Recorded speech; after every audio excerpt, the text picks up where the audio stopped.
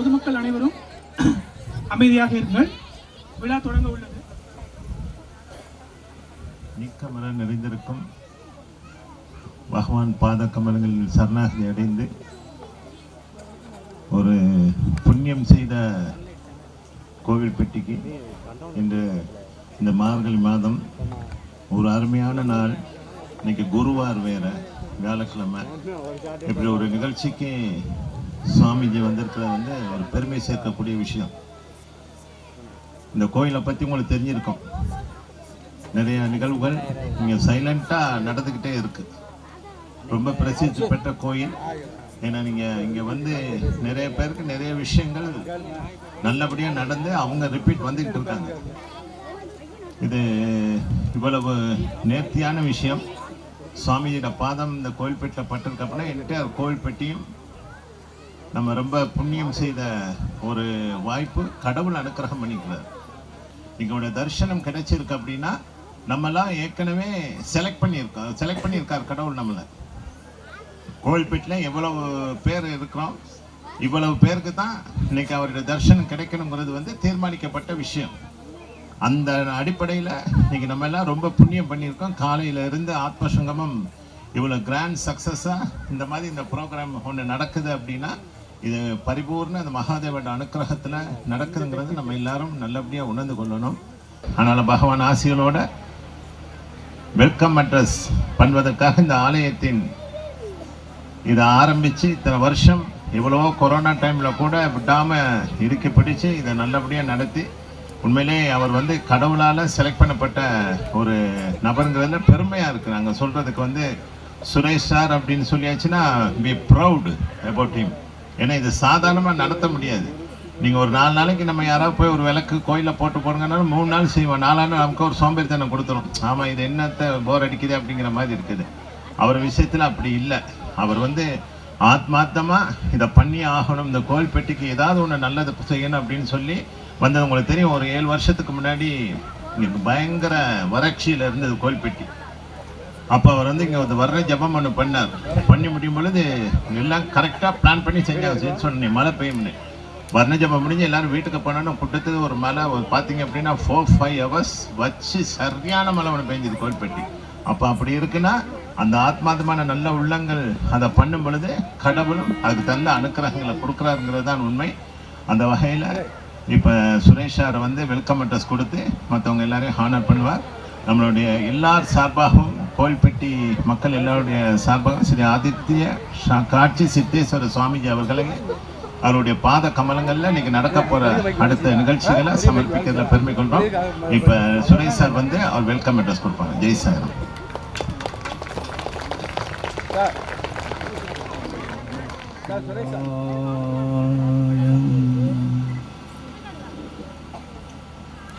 அன்பான கோவில்பட்டி மக்களுக்கு வணக்கம். இன்னைக்கு நம்ம இங்கே வந்திருக்கிற பூஜனீய சுவாமி அதிர்ஷ்ய காடசித்தேச சாமிஜி கிட்டத்தட்ட ஒரு 6 வருஷமாக சாமிஜி சொல்லிகிட்டே இருக்கேன், நம்ம கோவிலுக்கு வரணும். இன்னைக்கு தான் இந்த முகூர்த்தம் வந்திருக்கேன். எதுக்கு இங்கே வந்தோன்னு நினச்சேன், நான் சொல்லல. இப்போ வந்த சுவாமி ஒரு பஞ்சபூத மகோத்சவம் February 20 to 26 சுவாமியோட ஆசிரமத்தில் அரேஞ்ச் பண்ணியிருக்கேன். இந்த பஞ்சபூதத்தை பற்றி எல்லாமே சுவாமிஜி பேசிக்கிறேன். இப்போ நம்ம இங்கே ஒரு வைத்தியசாலை ஆரம்பிச்சிட்டு 10 வயசுலேருந்து பார்த்துருந்தா 10 வயசுள்ள குழந்தைக்கு அல்சர் ஆரம்பிச்சிருக்கு. இப்போது ஒரு 4 கோடி ரூபா செலவு பண்ணி இங்கே ஒரு பெரிய பேக்கரி உருவாக்கியிருக்கேன். உங்களுக்கு எல்லாமே தெரியும். இப்போ நான் மாதிரி சொல்லியாச்சு, 4 கோடி ரூபாயில் ஒரு பேக்கரி ஃபேக்ட்ரி ஆரம்பிச்சிருந்தா ஒரு 350 பெட்டுள்ள சூப்பர் ஸ்பெஷாலிட்டி ஹாஸ்பிட்டல் இங்கே வர வேண்டியிருக்கு. இப்போ மக்களை பார்த்துருந்தா எல்லாருமே பேக்கரி ஃபுட்டு தான். அதுக்காக தான் இன்றைக்கு வந்து நம்ம இயற்கையான ஃபுட்டு பை ஆதிவாசிஸ் இங்கே வச்சுருக்கேன். நீங்கள் தயவு செய்தால் டேஸ்ட் பண்ணி பாருங்கள். ஏன்னா நாக்குக்கு வந்து அவ்வளோ டேஸ்ட்டு கிடையாது. கேக்கு அதே மாதிரி ஏதோ மிட்டாய் சாப்பிட்டு இருந்தால் இனிப்பு நல்லா இருக்குது, ஆனால் வயிற்றுக்கு பிடிக்காது. அதை பற்றி எல்லாமே நம்ம சாமிஜி ஒரு மண்ணாண்டிய பரவேஸ் உங்களுக்கு பேசி வந்து நினைச்சிருக்கேன். சுவாமி அதுக்காக தான் இங்கே வெல்கம் பண்ணிகிட்ருக்கேன். அதுக்கப்புறம் பார்த்துருந்தா இதுக்குள்ள கிங் பின் அட்வொகேட் முரளிதரன் உண்டு. அவர் தான் ஆக்சுவலி இது உருவாக்குறதுக்குள்ள மெயின் ஹெட். அவர் தான் நம்ம சாமிஜி அறிமுகப்படுத்தி கொடுத்த இதுவரைக்கும் இதுக்கு வேணும் எல்லா சப்போர்ட்டுமே. அவர் இங்கே வர முடியாது, it's a very busy advocate. அப்போ கூட டெய்லி சேஞ்ச் பண்ணி இந்த அளவில் வந்திருக்கேன். இது வந்து நம்ம committee members Sharmaji is from Malwa. He is also a doctor. He is having a Vaidishala and he is an active member of Bharat Vikas Sangam. Next one, Muralidharan, NG Muralidharan. Actually, he is our admin. NG Murali. He is from Ernakulam. Next is Rakesh ji. He is also from a very famous family, Polappamanna group. And he is also doing lot of health oriented activities. And finally, having a Goshala, and he is also from Kerala.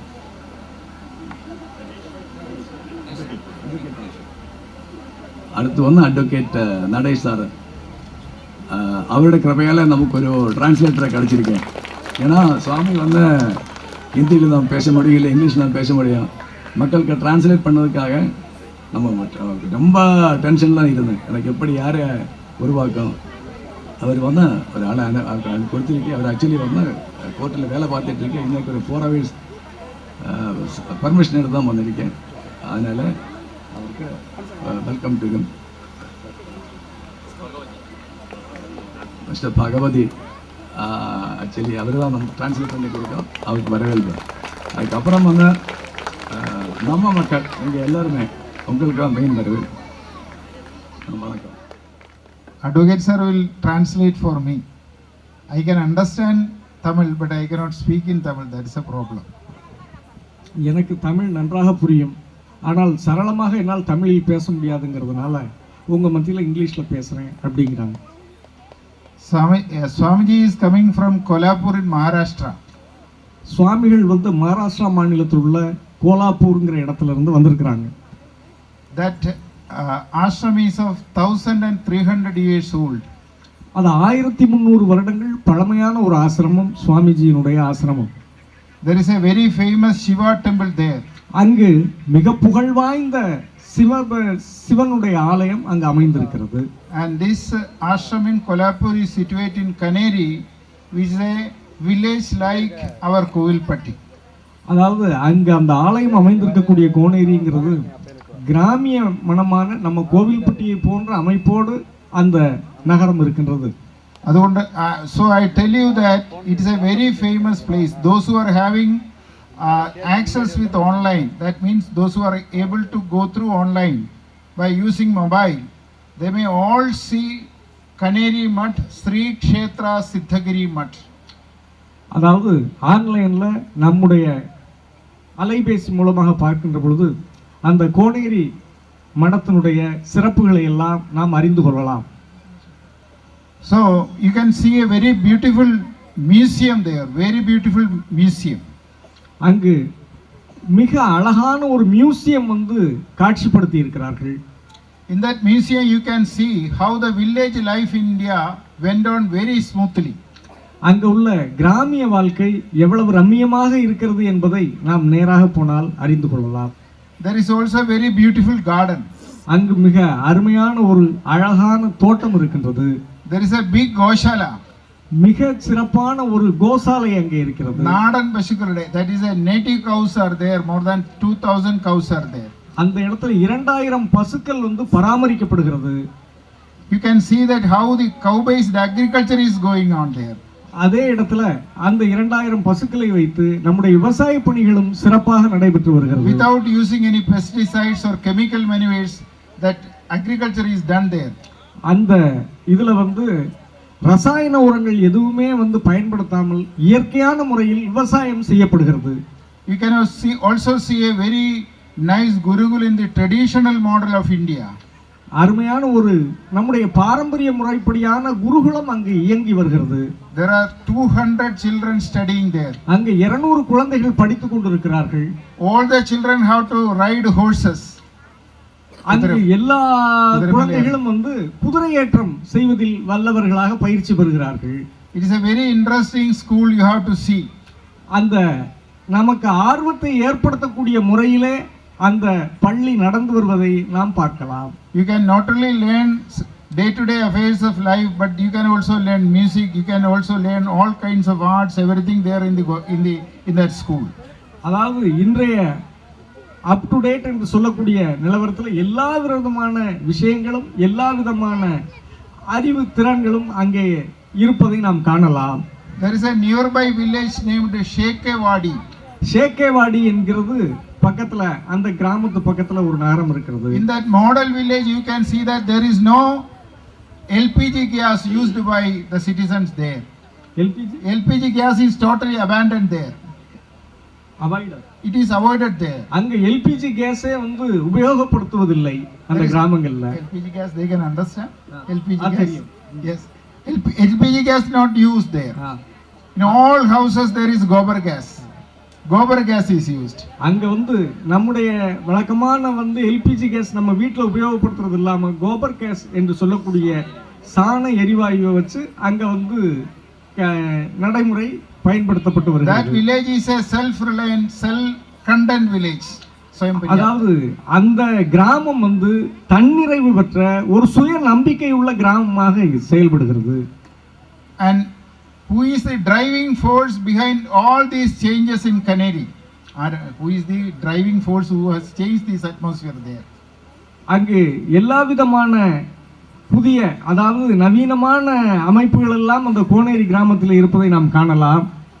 This has been done by Swamiji. இதையெல்லாம் ஏற்பாடு செய்து கொடுத்தவர்கள் நம்முடைய சுவாமிஜி அவர்கள். He is the 49th pontiff, head of the mutt. 49th chief now. அதாவது 49வது பீடாதிபதியாக சுவாமி அவர்கள் அங்கே இப்பொழுது அந்த பதவியை ஏற்று திறம்பட செய்து வருகிறார்கள். There is a big hospital there, more than having a very famous hospital is a Siddhagiri Medical Center having more than 200 beds are there. அங்கு சித்தகிரி மெடிக்கல் மருத்துவமனை என்பது 200 படுக்கை வசதிகளை கொண்டது. There is also Ayurvedic hospital there. அங்கு ஆயுர்வேத முறைப்படி சிகிச்சை அளிக்கப்படுகிறது. So these are all the things that Swamiji has brought in Kaneri Mutt. அந்த கொன்னேரி மடத்துல சுவாமிஜி அவர்கள் இத்தனை வசதிகளையும் செய்து கொடுத்திருக்கிறார்கள். He has traveled all the way around 2000 kilometers and had come here to see you. அதாவது 2000 மைல்கள் பயணம் செய்து இன்றைக்கு நம்முடைய கோயில்பட்டிக்கு நம்ம எல்லாம் பார்க்க வருகை தந்திருக்கிறார்கள். அதுകൊണ്ട് நம்மளெல்லாம் we are all blessed by the presence of Swamiji. இன்றைக்கு நம்முடைய அத்தனை பேரையும் ஆசீர்வதிப்பதற்காக சுவாமி அவர்கள் வருகை தந்திருக்கிறார்கள். நமக்கு we will hear the words of Swamiji what we have to do in Kovilpatti. அதாவது நாம் இனிமேல் என்னென்ன செய்ய வேண்டும் என்பதை எல்லாம் பற்றி ஒரு அருமையான கருத்துரையை சுவாமி அவர்கள் வழங்க இருக்கிறார்கள். सुरतरुवर शाखा लेखनी पत्र मृगे लिखति यदि गृहीत्वा शारदा सर्वकालं तदपि तव गुणानां ईश पारं न याति. ओम शांति शांति शांति. आज हम यहाँ இன்னைக்கு आत्मसंगम में ஆத்ம சங்கத்துல समाविष्ट है. எல்லாரும் ஒன்று கூடி இருக்கிறோம். तो बहुत सालों से ரொம்ப வருஷமா सुरेश जी और हमारे मुरलीधरन जी हमें यहाँ आने के लिए आमंत्रित कर रहे थे. சுரேஷ் மற்றும் முரளி அவங்க வந்து நம்மளை ரொம்ப நாளா வர சொல்லிட்டு இருக்கிறாங்க ரொம்ப வருஷமா. मुझे भी इस प्रदेश की एक आकांक्षा थी. எனக்கும் இங்க வரணும்னு ரொம்ப ஆசையா இருந்தது. आप लोगों से मिले, உங்களோட பார்க்கணும், உங்களெல்லாம் பார்க்கணும், आप लोगों से बात करें, உங்கள்கிட்ட பேசணும், और आप लोगों की रहन सहन, நீங்க இருக்கிறது எப்படி என்ன ஏதுன்ட்டு, यहाँ के रीति रिवाज, இங்க உள்ள எப்படி நீங்க எல்லாம் உறவுமுறைகள் பத்தி தெரிஞ்சுக்கணும்னு, सब जान लेवे, இதெல்லாம் தெரிஞ்சுக்கணும்னு, और आनंद ले लेवे आपके साथ. உங்களோட சேர்ந்து நானும் சந்தோஷமா எல்லாரோடையும் இருக்கணும்னு சொல்லிட்டு हम सभी लोग நம்ம எல்லாரும் भगवान के संतान हैं। கடவுளுடைய படைப்பு. भगवान ने इस सृष्टि को बनाया, கடவுள் நம்ம எல்லாரையும் படைச்சாரு. पंच महाभूतों से बनाया। 5 பூதங்களால நம்மளை படைத்தாங்க. पृथ्वी, पानी, अग्नि, वायु और आकाश, यही 5 भूत हैं। 5 பூதம் எல்லாமே உங்களுக்கு என்னன்னு தெரியும். நிலம், நீர், காற்று எல்லாமே இதெல்லாம் சேர்த்து நம்மளை படைச்சாங்க. इन्हीं चीज़ों से हम भी बने हैं, हर जीव भी बना है। இந்த 5 பொருள், அந்த 5 இதனால நம்மளையும் படைச்சாரு, இதனால நம்மளும் இப்போ உயிரோடு இருக்கிறோம். छोटी छोटी चींटियाँ भी उसी से बने हैं और हाथी भी उसी से बनी है। சின்ன சின்ன எறும்பும் அதனால தான் உருவாச்சு, பெரிய யானைகளும் அதனால தான் உருவாச்சு. हम सब लोग भी उन्हीं तत्वों से बने हैं। நாம எல்லாருமே அதனால தான் நம்மளும் படைக்கப்பட்டவங்க. और किसी के लिए भी हम मिट्टी के बिना नहीं चल सकते हैं, पानी के बिना हमारा जीवन नहीं चल सकता है, हवा के बिना हम नहीं चल सकते हैं, और ऊर्जा के बिना हम नहीं चल सकते हैं, और स्पेस के बिना भी हम नहीं चल सकते। நம்ம ஒவ்வொருவரும் இந்த மண், நிலம், நீர், காற்று இல்லாம நம்மளால ஒரு வேலையும் செய்ய முடியாது, ஒன்றும் நம்மளால நடக்க முடியாது. सभी के लिए ये जरूरत है, वो अमीर हो या गरीब। இது எல்லாருக்குமே இது வந்து ரொம்ப இம்பார்ட்டன்ட் ஆனது. இது பணக்காரங்களா இருக்கட்டும், அது ஏழைகளா இருக்கட்டும், वो सुशिक्षित हो या अशिक्षित हो, நல்லவங்களா இருக்கட்டும், கெட்டவங்களா இருக்கட்டும், वो निरोगी हो या रोगी हो, அவங்க விரோதமானவங்களாவோ கெட்டவங்களா இருந்தாங்க, எல்லாருக்குமே இது பொதுவானது. या छोटे हो या बड़े हो, சின்னவங்களா இருக்கட்டும் या பெரியவங்களா இருக்கட்டும், सबके लिए ये 5 चीजें जरूरत है। எல்லாருக்குமே இந்த 5 இதுவுமே நமக்கு கட்டாயமா தேவைப்படுது. ये 5 चीज जब तक संतुलित है तब तक हम सब लोग ठीक ठाक हैं। இந்த 5 லோகமும், அந்த 5 லோகமும் எது வரைக்கும் கரெக்டா இருக்கோ நம்ம எல்லாருமே கரெக்டா இருப்போம். इसमें जब असंतुलन हो जाएगा तो हम हॉस्पिटल जाना पड़ेगा हमें। இதுல ஏதாவது ஒண்ணு இதா இருந்தாலும் நம்ம வந்து எங்க போக வேண்டியிருக்கும்? ஹாஸ்பிட்டல் போக வேண்டியிருக்கும். देखिए, इस शरीर में यदि हवा कम हो गया या ज़्यादा हो गया तो ब्लड प्रेशर जैसे कई बीमारियां आ जाएंगी। இந்த உடம்புல காத்து அதிகமானாலும் பிரச்சனை, குறைஞ்சாலும் நமக்கு பிரச்சனை. इस शरीर में अग्नि कम हो गया तो आदमी ऊपर चला जाता है। இந்த உடம்புல, நம்ம உடம்புல அதாவது ஹீட் கம்மியாச்சுன்னா நம்ம உடம்பு உங்களுக்கு தெரியும் எல்லாருக்கும். इस शरीर में अग्नि ज़्यादा हो गई तो फीवर आ जाते हैं। உடம்புல ஹீட் அதிகமாச்சுன்னா காய்ச்சல் வந்துடும். इस शरीर में पानी कम हो गया तो भी हम ठीक नहीं रहते, पानी ज़्यादा हो गया शरीर में तब भी हम ठीक नहीं रहते। இந்த உடம்புல தண்ணி கம்மியானாலும் நம்ம உடம்பு சரியில்லாமல் போயிடுவோம், தண்ணி அதிகமானாலும் நம்ம உடம்பு சரியில்லாமல் போயிடும். जैसे हमारे शरीर के लिए पंचभूत एक समान होना चाहिए, वैसे निसर्ग के लिए भी समान ही होना चाहिए। இந்த 5 பூதங்களும் நம்ம உடம்புக்கு எவ்வளவு சமமா இருக்குமோ அவ எல்லாருக்குமே நமக்கு நல்லது. देखिए, मैं देखता हूँ आप लोगों में ज़्यादातर गांव के लोग हैं और कृषि परिवारों के लोग हैं। நம்ம இங்க வந்திருக்கிறதுல எல்லாமே மேக்ஸिमम வில்லேஜ்ல இருந்து எல்லாரும் வந்திருக்கிறோம். और आप कृषि परिवार से दिखते हैं। பார்க்கும்போது பெரிய இடத்துல உள்ளவங்க மாதிரி தெரியுறோம் அப்படின்றார். कि देखिए, हम कई साल पहले कितने ताकतवर थे, अब एक 50 साल पहले या 40 साल पहले நம்ம ஒரு 50 வருஷம் 40 வருஷம் பின்னாடி நம்ம எப்படி இருந்தோம்?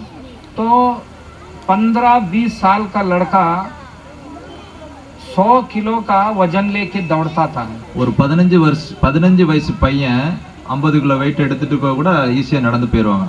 अब देखिए, अब के लड़के हैं 25 साल हो गए, वो 25 किलो भी लेके चल नहीं सकता। இப்ப இருக்கிற பசங்க ஒரு 25 கிலோ வெயிட் எடுத்துட்டு கூட நடக்க முடியல.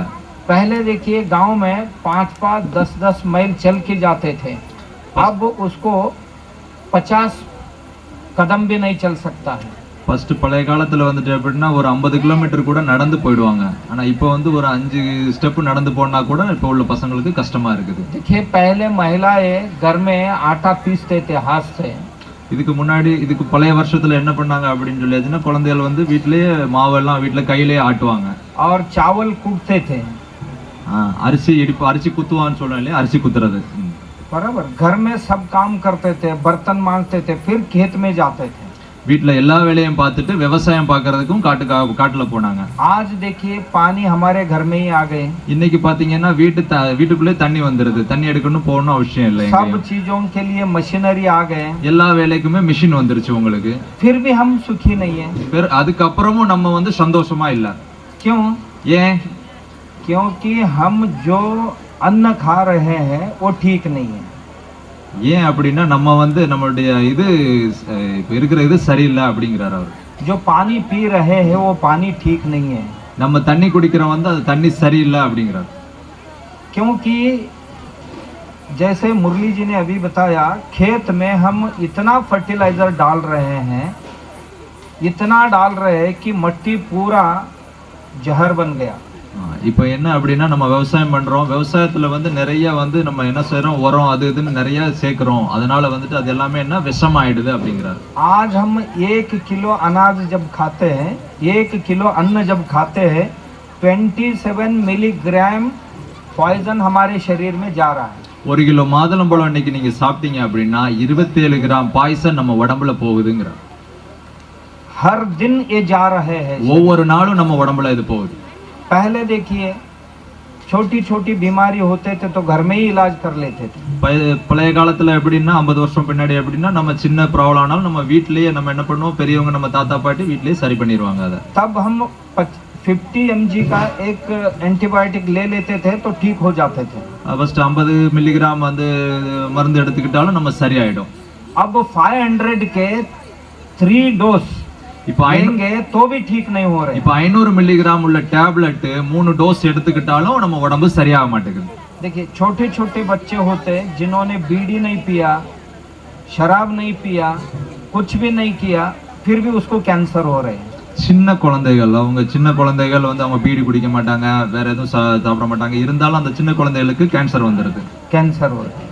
जो महिलाएं हैं, பெண்கள் 25 साल भी पूरा नहीं हुआ है, उसका ये जो गर्भाशय है उसको निकालने की नौबत आ गई है. 25 வருஷம் கூட ஆகாத ஒரு பெண்கள் என்ன பண்றாங்க, அவங்க கர்ப்பப்பையை எடுக்க வேண்டிய சூழ்நிலைமா வந்துருது. यूट्रस निकाल दे रहे हैं. யூட்ரஸ் எடுக்க வேண்டி இருக்குது. जो यूट्रस का काम होता है कि शरीर में जो भी गंदगी है उसको इकट्ठा करके बाहर फेंकना. யூட்ரஸ் வேலை என்ன அப்படிங்கன்னா உடம்புல உள்ள அந்த கழிவுகளை எல்லாம் எடுத்து வெளியில அவுட் பண்ற வேலை தான் யூட்ரஸ். उसको निकाल दिया तो आप कैसे आराम से जी सकेंगे. அந்த யூட்ரஸை எடுத்துட்டோம் அப்படின்னு சொல்லியாச்சுன்னா நம்ம எப்படி நிம்மதியா வாழ முடியும் அப்படிங்கிறார். देखिए हमारी महिलाएं 40 साल के नहीं हो रहे, उनके घुटने में दर्द, कमर में दर्द, हर जगह दर्द ही दर्द. நம்ம ஊர் பெண்கள் எப்படின்னா 40 வயசு ஆகல முட்டுல வலிக்குது, இடுப்புல வலிக்குதுன்னு சொல்லிட்டு சொல்றாங்க. और देखिए पहले गांव में बच्चे न होने वाले कहीं एक आधा 2 महिला दिखते थे. ஃபர்ஸ்ட் என்னன்னா அதாவது குழந்தை இல்லாத பெண்கள் வந்து ஒரு ஊர்ல 1-2 தான் இருப்பாங்க.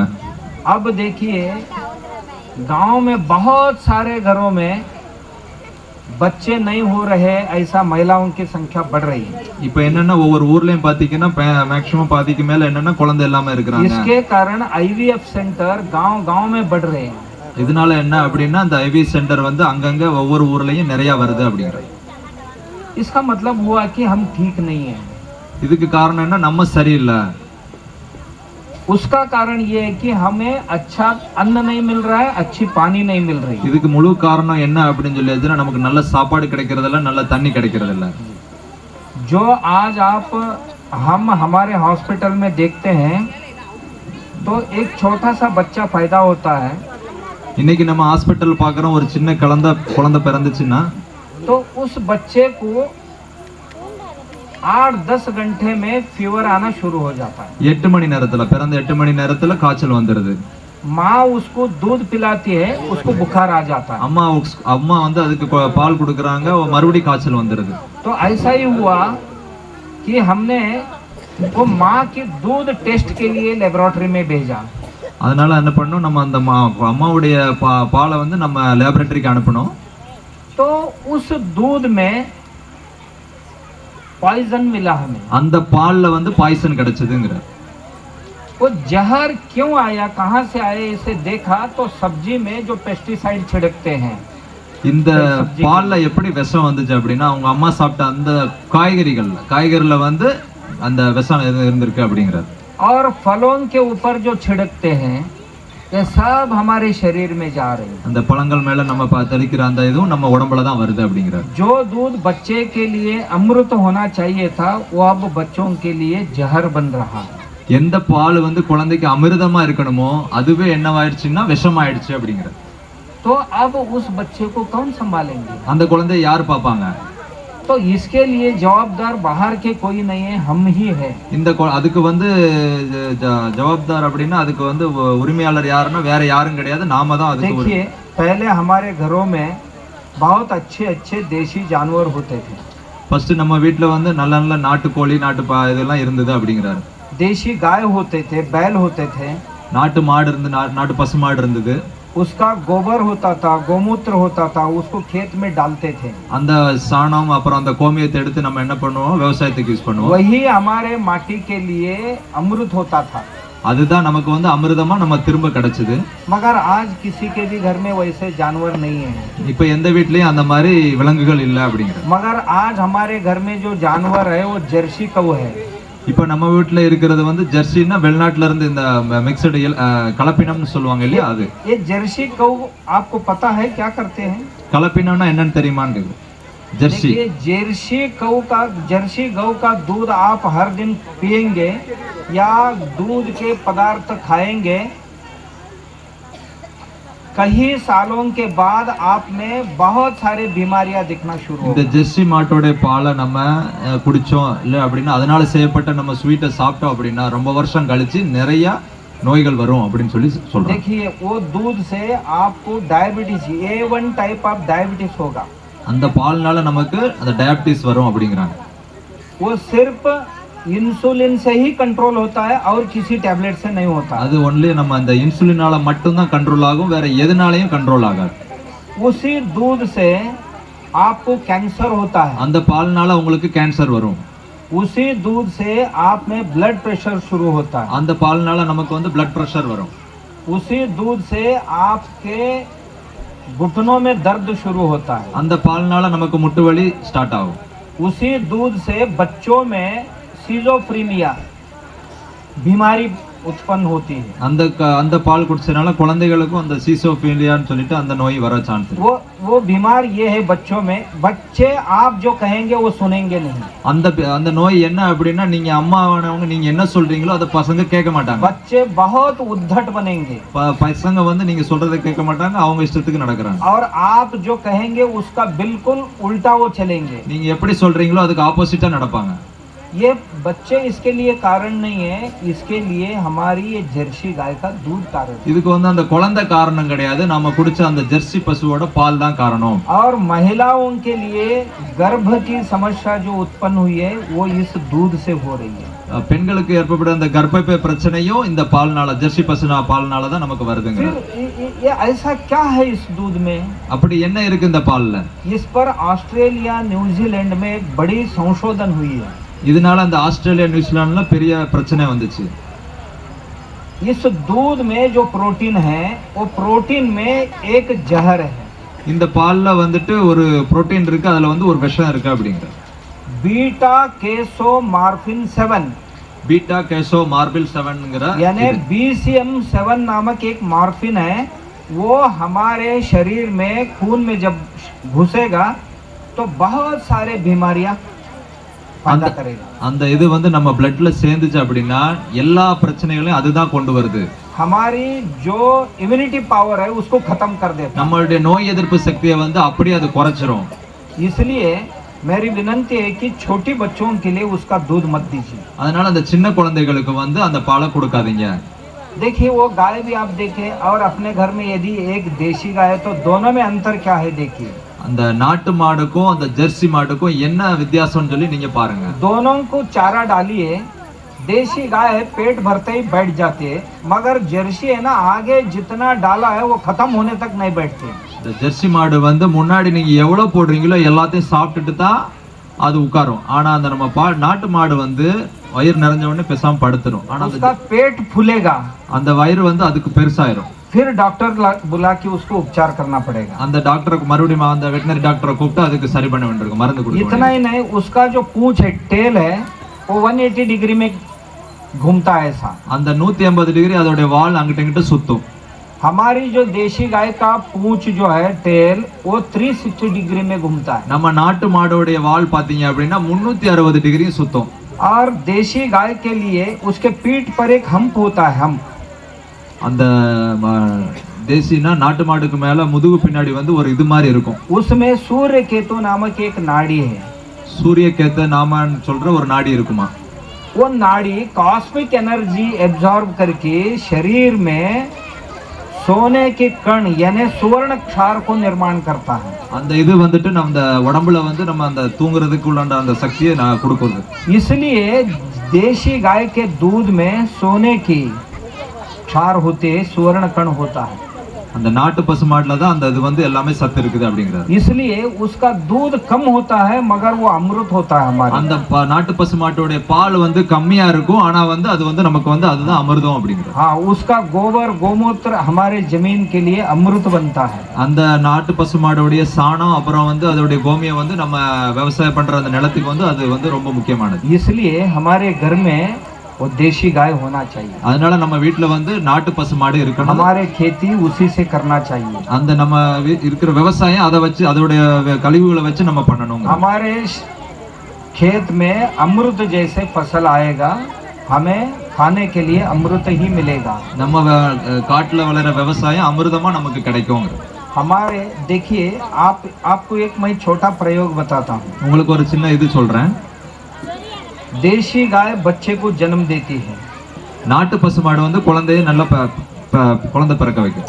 तो उसके बाद में जो 3 दिन का दूध है ना, அதுக்கப்புறம் அந்த 3 நாள் அந்த பசுமாடு குழந்தை அந்த டெலிவரி ஆனதுக்கு அப்புறம் அந்த கிடைக்கக்கூடிய அந்த பால் சீம்பால் 72 आवर्स तक की जो दूध है वो आप फ्रिज में रख कर डीप फ्रिज में हर दिन 2-2 चम्मच, कोई आपके घर में क्रॉनिक डिसीज वाले होंगे 2-2 चम्मच देंगे तो आपको वो बीमारी अपने आप में चला जाएगा। அதாவது அந்த சீம்பால்னு சொல்லுவோம் இல்லையா, நம்ம ஏரியால சீம்பால்னு சொல்லுவோம். அந்த சீம்பாலை வந்து நம்ம 72 ஹவர்ஸ் நம்ம ஃப்ரிட்ஜில் வச்சு டெய்லி 2-2 ஸ்பூன் வந்து நம்ம குடிக்கலாம் அப்படிங்கிறது.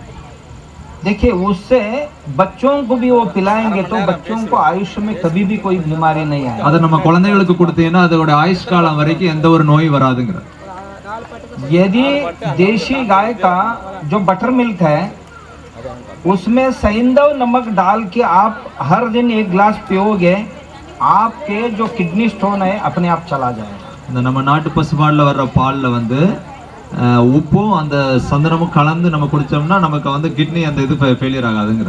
हर दिन बटर मिल्क पिएंगे देशी गाय का तो आपके पेट के संबंध का एक भी बीमारी नहीं रहेगा। நம்ம டெய்லி வந்துட்டு அந்த நாட்டு பசுமாடோட அந்த பட்டர் மில்க் குடிச்சோம்னா வயிற்று வலியில வயிறுல வர்ற எந்த பிரச்சனையும் உங்களுக்கு வராதுங்கிற. और देशी गाय का जो घी होती है ना, उसको आप सोते वक्त 3-3 बूंद नाक में डालेंगे तो आपका जो सर दर्द है ना, ये माइग्रेन, वो खत्म हो जाएगा।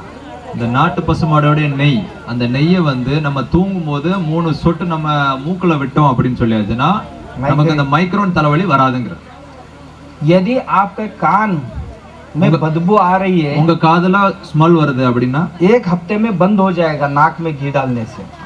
அந்த மூக்குல எண்ணெய் அந்த இதை ஊத்துனீங்கன்னா அது சரியாயிடும் அப்படிங்கிறது. और जिनको नींद नहीं आ रही है ना, वो 3-3 बूंद घी डालिए, अच्छी से अच्छी नींद आ जाएगी। யாருக்கு தூக்கம் வரலையோ அவங்களுக்கு 3 டிராப் வந்து அந்த இதுல மூக்குல ஊத்துனீங்கன்னா நல்லா தூக்கம் வருங்க. अपने घर के जो पुरुष लोग होते हैं ना, वो खर्राटा लेते हैं। உங்க வீட்டுக்காரர் கொரட்டை விடுவார் இல்லையா, उसको यदि बंद करवाना है, அந்த கொரட்டையை நிறுத்தணும் அப்படின்னா उनके नाक में 3-3 बूंद घी डालिए। அந்த கொரட்டையை நிறுத்தணும் அப்படின்னு சொல்லிச்சுன்னா அவர் மூக்குல 3 அந்த நெய், और थोड़ा समय के लिए नाक ऐसा बंद रखिए, கொஞ்ச நேரத்துக்கு அந்த மூக்கை அப்படி மிடிச்சு வச்சுட்டு 5-6 सेकंड के लिए। 5-6 செகண்ட். ज्यादा पकड़ेंगे तो ज्यादा समय पकड़ेंगे तो ऊपर चले जाएंगे। ரொம்ப நேரம் பிடிச்சு வச்சீங்கன்னா அவ்வளவுதான், கொரட்டை சுத்தமா நின்னு போயிடும். பிறகு ऐसा नहीं होना அந்த चाहिए, மாதிரி பண்ணக்கூடாது யாரும். क्योंकि वो घी अंदर जाए इतना ही पकड़ना। அந்த அந்த அதாவது நெய் வந்து உள்ள போற வரைக்கும் தான், அதுக்காக ரொம்ப அழுத்தி பிடிச்சிடாதீங்க, பாவம் அவரு. हाँ, इतनी अच्छी गुणधर्म उस घी में है। அவ்வளவு விஷயங்கள் இருக்கு நம்ம நாட்டு आपके பசுமாடு. घर में कोई कैंसर पेशेंट है உங்க வீட்ல யாராவது கேன்சர் பேஷண்ட் இருந்தால் तो गाय का मूत्र है ना, அந்த பசுமாட்டோடைய கோமியம் सुबह सुबह காலையில அதிகாலையில पहली गौमूत्र पकड़िए ऊपर से ऊपर அந்த ஃப்ரெஷ் அந்த கோமியத்தை பிடிச்சு और सूत के वस्त्र से कॉटन वस्त्र से उसको छान लीजिए காட்டன் டவல்ல அதை ஃபில்டர் பண்ணி और एक कप ஒரு கப் उसमें आधा चम्मच हल्दी डालिए அதுல கொஞ்சம் மஞ்சள் அதாவது அரை ஸ்பூன் மஞ்சள் போட்டு वो हर दिन लीजिए டெய்லி எடுத்தீங்கன்னா कैंसर भी कम हो जाएगा கேன்சர் ஸ்டாப் ஆயிடும் இது எல்லாமே நம்ம நாட்டு பசுமாடு और एक गिलास दूध में थोड़ा सा 1 चम्मच घी डाल के लीजिए कैंसर पेशेंट उठ के बैठेगा जो सोया हुआ है ஒரு கிளாஸ் பால்ல நீங்க ஒரு ஸ்பூன் நெய் ஊத்தி சாப்பிட்டீங்கன்னா கேன்சர் பேஷண்ட் கூட எழுந்து உட்கார்ந்துருவாரு इसलिए देशी गाय एक डॉक्टर जैसे होते हैं हमारे घर में அதனால வந்து ஒரு டாக்டர் மாதிரி நம்ம வீட்ல அந்த பசுமாடுங்கிறது வந்து நம்ம டாக்டர் மாதிரி நம்ம வீட்டுக்கு इसलिए मैं ज्यादा नहीं बताऊंगा अब उतना समय भी नहीं है நான் அதிகமா பேச விரும்பல அவ்வளவு டைம் இல்ல आपके घर में आप खेती करना है तो थोड़ा जैविक खेती करिए அதனால ऑर्गेनिक फार्मिंग करिए அதனால உங்க வீட்ல நீங்க விவசாயம் பண்றீங்கன்னா கொஞ்சம் ஆர்கானிக் कोई भी இயற்கை खर्चा முறையில் नहीं आएगा कोई भी खर्चा नहीं आएगा எந்த செலவும் உங்களுக்கு வராது मैं लास्ट 30 ईयर से कर रहा हूँ நான் 30 வருஷமா கடந்த 30 வருஷமா பண்ணிக்கிட்டு இருக்கேன் हमारे मठ में 1 एकड़ में 1 साल में मैं 100 क्रॉप्स लेता हूँ 100 क्रॉप्स फसल பசல் அதாவது அவங்க இதுல வந்து பசல் வந்து நல்லா இது பண்றாங்க இயற்கை முறையில விவசாயம் பண்ணி 1 साल में ஒரு வருஷத்துல एक परिवार अपने सभी चीजें अपनी 1 एकड़ खेती में ही लेके खाने पीने के बावजूद 2 लाख रुपए सेविंग कर सकते हैं அதாவது ஒரு ஏக்கர் நிலம் வச்சிருந்தீங்கன்னா அதுல உங்க சாப்பாடு கிப்பாடு எல்லாம் போக 2 லட்சம் ரூபாய் மிச்சம் பண்ணலாம் இயற்கை முறையில நீங்க பண்ணினீங்கன்னா 1 एकड़ में ही हम करीब करीब 10-15 किस्म की सब्जी लेते हैं ஒரு ஏக்கர்ல நம்ம 15 டைப்ல நம்ம வந்து காய்கறிகள் பண்ணலாம் அப்படிங்க और तिलहन लेते हैं दलहन लेते हैं यानी ग्रोसरी सब उसी से उगाते हैं எல்லாமே அதுல இருந்து தான் எடுக்கிறோம் और फल के पेड़ सभी है பழங்களுடைய மரங்கள் நிறைய இருக்கு और बॉर्डर पे मेड़ पे हमने चंदन लगाया है 10 फीट पे एक 100 चंदन के पेड़ है அந்த ஒரு ஏக்கர் கேத்தில விவசாய நிலத்துல வந்துட்டு இது சந்தன மரம் வச்சிருக்கேங்கிறாரு उस चंदन के पेड़ से 20 साल के बाद 1 करोड़ रुपए मिलेगा அந்த சந்தன மரத்தினால 20 வருஷம் கழிச்சு 1 கரோடு நமக்கு கிடைக்கும்ங்கறார் वो फिक्स डिपॉजिट है किसान அது வந்து உங்களுக்கு फिक्स डिपॉजिट விவசாயியோட बड़े होते हैं तो शादी करना पड़ता है एजुकेशन के लिए खर्च करना पड़ता है तब पैसे कहां से लाएंगे உங்க குழந்தை பெரிய பிள்ளைகள் ஆயிடும் அந்த நேரத்துல கல்யாணம் பண்ணனும் படிக்க வைக்கணும் அதுக்கு பைசா எங்க இருந்து கிடைக்கும் 1 एकड़ जमीन और पानी आपके पास है तो आप किसी के पास भी जाने की जरूरत नहीं ஒரு ஏக்கர் விவசாய நிலம் இருந்துச்சுன்னா தண்ணி இருந்துச்சுன்னா நீங்க எங்கேயும் யார்கிட்டயும் போய் கையேந்த வேண்டாம் हां बस तो आप इस तरह से खेती कर सकते हैं